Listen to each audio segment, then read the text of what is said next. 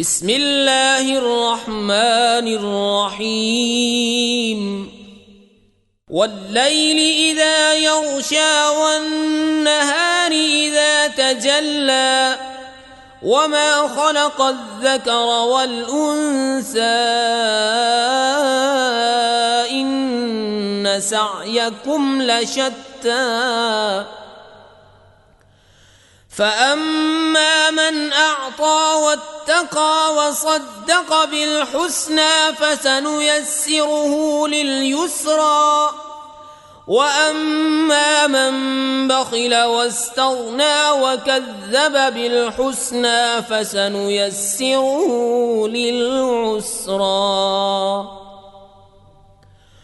وما يغني عنه ماله إذا تردى إن علينا للهدى وإن لنا للآخرة والأولى فأنذرتكم نارا تلظى لا يصلاها إلا الأشقى الذي كذب وتولى وسيجنبها الأتقى الذي يؤتي ماله يتزكى وما لأحد عنده من نعمة تجزى إلا ابتغاء وجه ربه الأعلى ولسوف يرضى. அளவற்ற அருளாளனும் நிகரற்ற அன்புடையோனுமாகிய அல்லாஹுவின் திருப்பெயரால் துவங்குகின்றேன். இருளால் தன்னை மூடிக்கொள்ளும் இரவின் மீது சத்தியமாக, பிரகாசம் வெளிப்படும் பகலின் மீதும் சத்தியமாக, ஆணையும் பெண்ணையும் படைத்தவன் மீது சத்தியமாக, நிச்சயமாக உங்களுடைய முயற்சி பலவாகும்.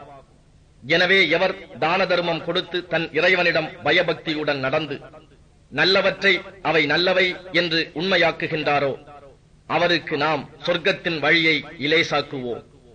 ஆனால் எவன் உலோகத்தனம் செய்து அல்லாஹ்விடம் இருந்து தன்னை தேவையற்றவனாக கருதுகிறானோ, இன்னும் நல்லவற்றை பொய்யாக்குகிறானோ, அவனுக்கு கஷ்டத்திற்கு உள்ள நரகத்தின் வழியைத்தான் இலேசாக்குவோம்.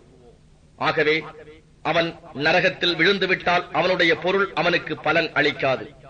நேர்வழியை காண்பித்தல் நிச்சயமாக நம்மீது இருக்கிறது.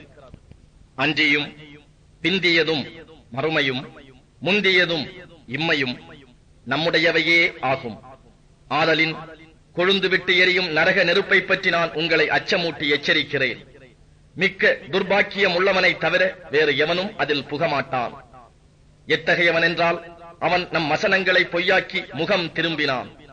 ஆனால் பயபக்தி உடையவர் தாம் அந்நரகத்திலிருந்து தொலைவிலாக்கப்படுவார்.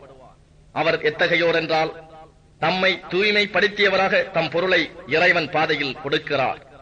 மேலும் தாம் பதிலீடு செய்யுமாறு பிறருடைய உபகாரமும் தம்மீது இல்லாதிருந்தும் மகா மேலான தம் இறைவனின் திரு பொருத்தத்தை நாடியே அவர் தானம் கொடுக்கிறார்.